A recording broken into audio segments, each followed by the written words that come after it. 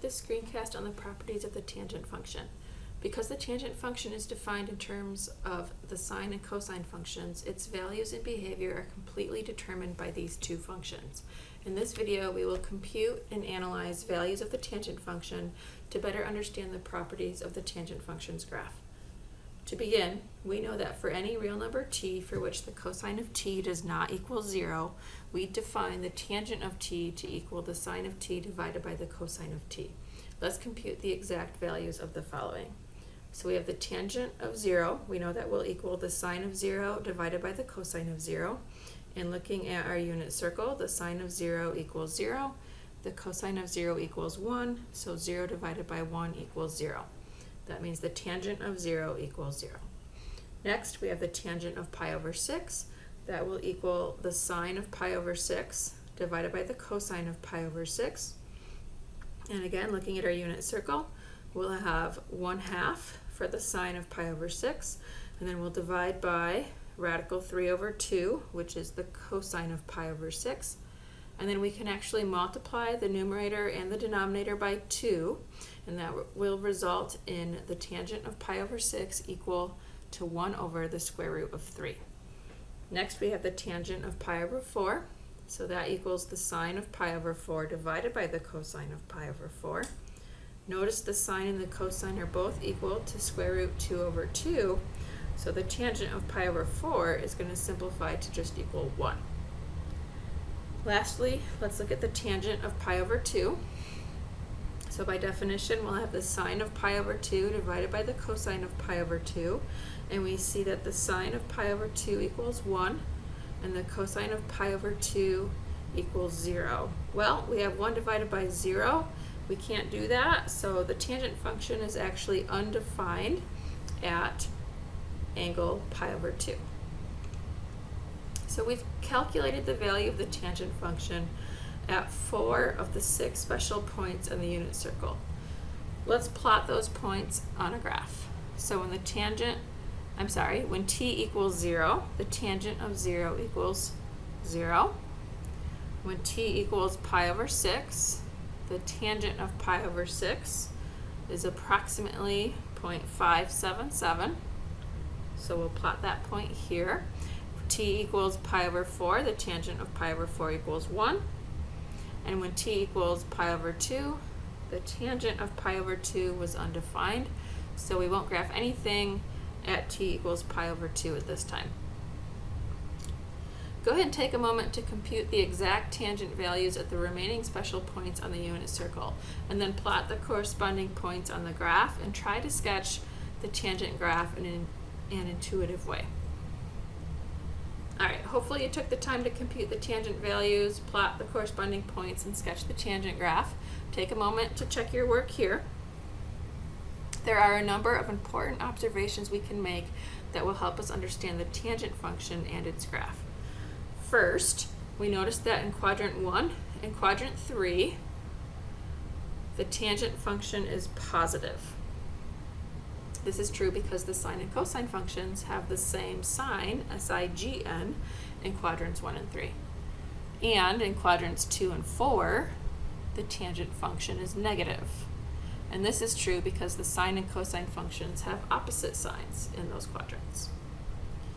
Second, we notice that anytime the sine of t equals 0, the tangent function also equals 0 and passes through the t-axis. Third, we notice that anytime the cosine of t equals 0, the tangent function is undefined. So the tangent function was undefined at t equals pi over 2 and at t equals 3 pi over 2. Let's look more closely at what's happening near t equals pi over 2.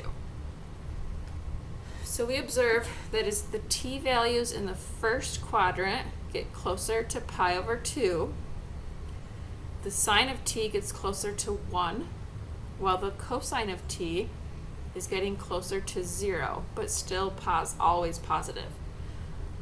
I'll denote that the cosine of t is getting closer to 0, but still being positive by using this plus sign above the 0. And when we have a fraction whose numerator is getting closer to 1, but whose denominator is getting closer and closer to 0, we know that the value of the fraction is getting bigger and bigger.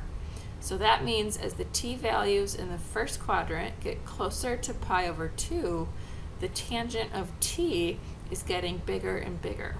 Graphically, if t values in the first quadrant are getting closer to pi over 2, then t is approaching pi over 2 from the left side, right, from quadrant 1.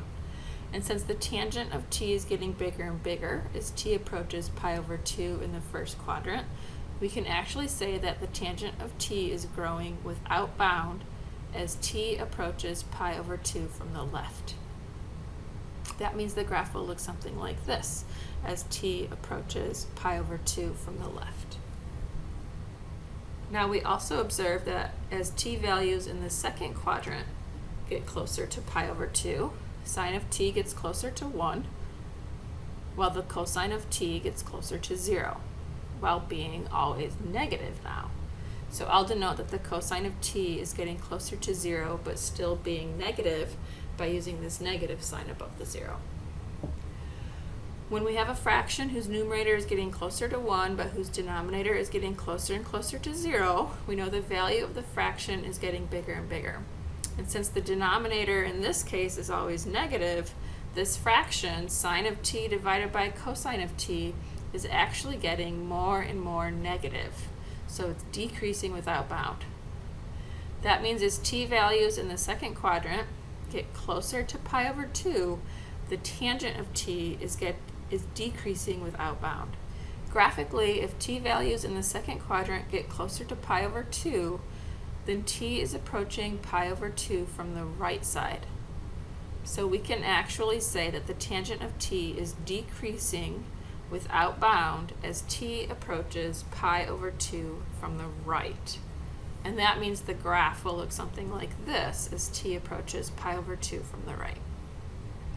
So this behavior we just observed, that the tangent function is undefined at pi over 2 and is increasing without bound as t approaches pi over 2 from the left, but decreasing without bound as t approaches pi over 2 from the right, results in the tangent of t having a vertical asymptote at t equals pi over 2.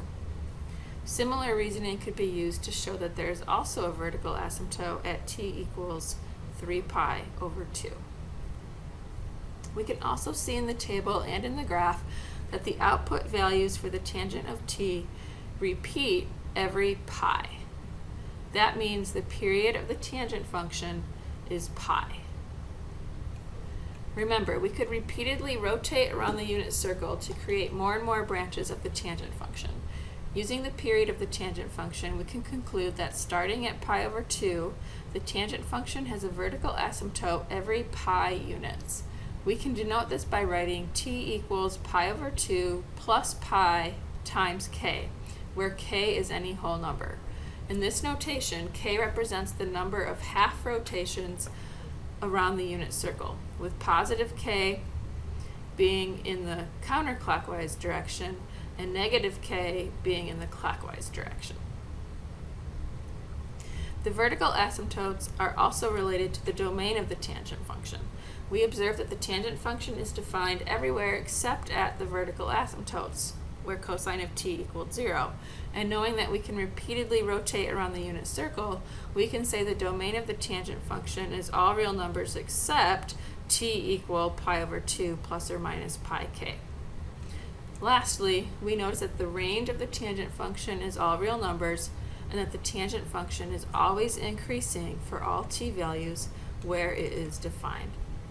So in summary, for the function h of t equals the tangent of t, the domain is the set of all real numbers except t equals pi over 2 plus or minus k pi, where k is any whole number.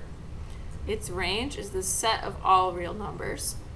The period is p equals pi, and the graph is increasing on any interval on which the function is defined at every point in the interval.